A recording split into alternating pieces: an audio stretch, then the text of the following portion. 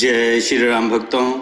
दोस्तों, आज की कथा है बुद्धि और छल। आइए कथा श्रवण करें। बहुत समय पहले की बात है। किसी नगर में एक राजा राज करता था। उसके 7 लड़के थे।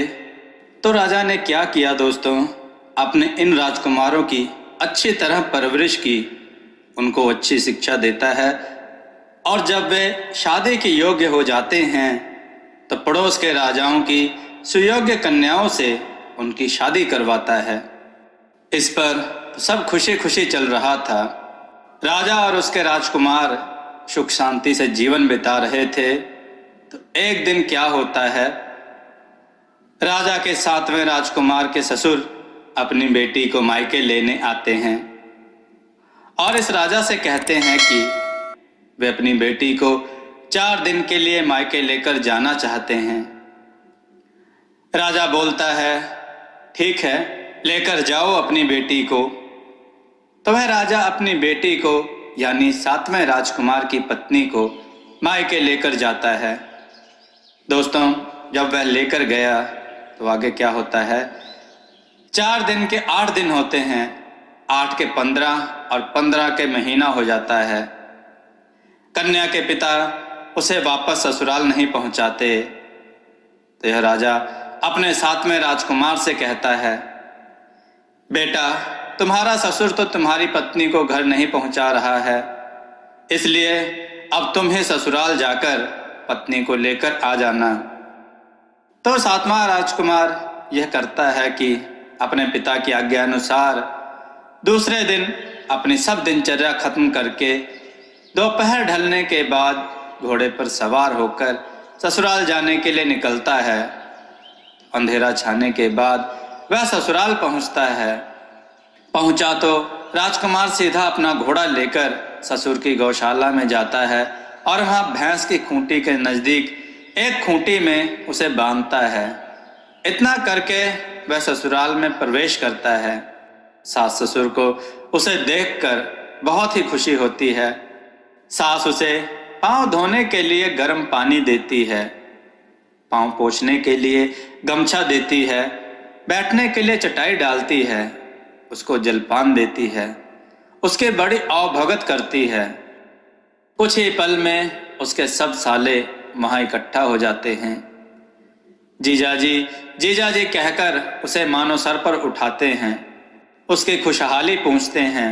सब औपचारिकता खत्म होने के बाद उसका ससुर उसके आने का कारण पूछता है। तो राजकुमार कहता है, ससुर जी, मैं अपनी पत्नी को घर लेने के लिए आया हूं, बहुत दिन हो गए उसे यहाँ आए हुए। ससुर बोलता है, बेशक लेकर जाना, हमें कोई ऐतराज नहीं है। सच बोलूं तो हमें ही उसे इतने दिनों में वहां पहुंचा आना चाहिए था। अब तुम आ ही गए हो तो उसे सुबह लेकर जाना। कुछ पल में रात होती है, उसके लिए खाना परोसा जाता है। राजकुमार की सास उसे बड़े प्यार से बर्तन से एक एक पकवान खिलाती है। राजकुमार पेट भरकर खाना खाकर शांति से सो जाता है। दूसरे दिन राजकुमार पाँव फटने से पहले उठता है और प्रातः विधि के लिए नदी के किनारे जाता है। इधर राजकुमार के 7 साले हाथ में बर्तन लेकर गौशाला में भैंस का दूध दोहने जाते हैं। तो वहां उन्हें राजकुमार का घोड़ा दिखता है तो एकदम जोर से चिल्लाने लगते हैं, राजा की भैंस ने घोड़ा जना है, राजा की भैंस ने घोड़ा जना है। प्रातः विधि के लिए नदी पर गए राजकुमार जब वापस आता है तो उसे 7 साले राजा की भैंस ने घोड़ा जना है, राजा की भैंस ने घोड़ा जना है ऐसा चिल्लाते हुए दिखाई देते हैं। उसे बड़ा आश्चर्य होता है, अरे वाह, राजा की भैंस ने घोड़ा जना है, कहाँ है वो? राजकुमार गौशाला के अंदर जाकर देखता है तो उसका ही घोड़ा है वहां। तुरंत उसके ध्यान में सब बात आ जाती है। वह अपने सालों से कहता है, अरे मूर्खों, राजा की भैंस ने घोड़ा कहाँ जना है? यह तो मेरा ही घोड़ा है। रात मैंने आप लोगों को तकलीफ ना हो इसलिए सीधे यहाँ आकर उसे खूंटे से बांधा था। पर उसके साले उसके सुनते ही नहीं।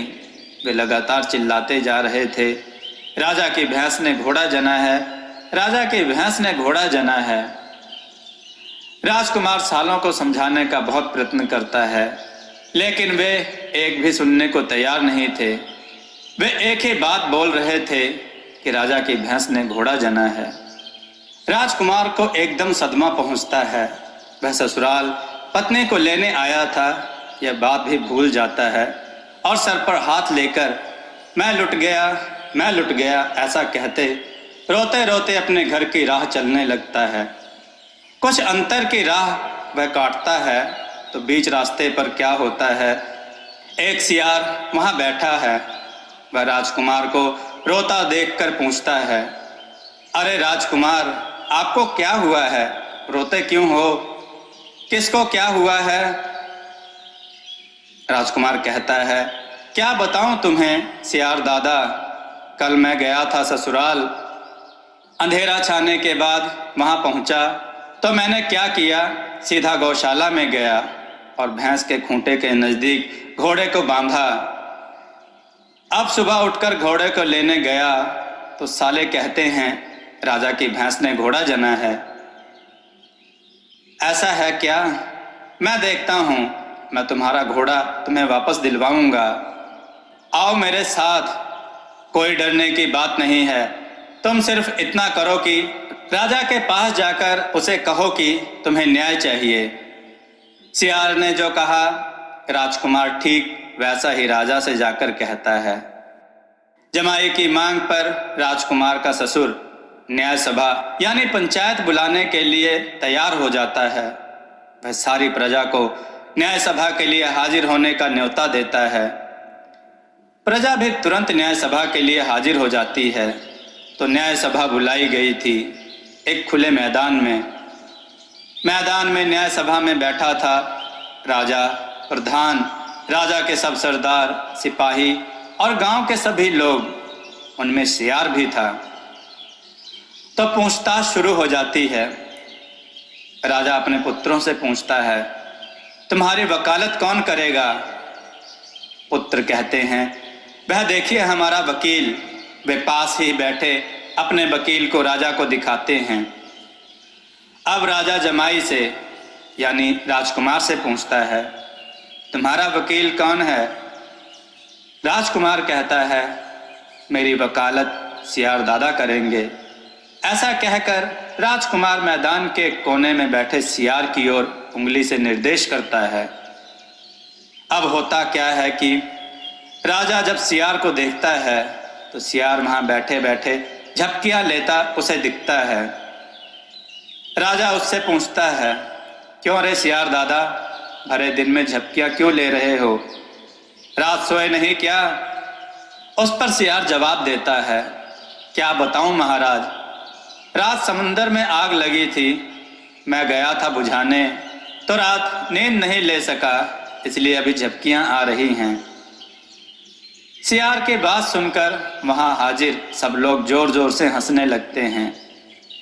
राजा भी अपनी हंसी रोक नहीं सका।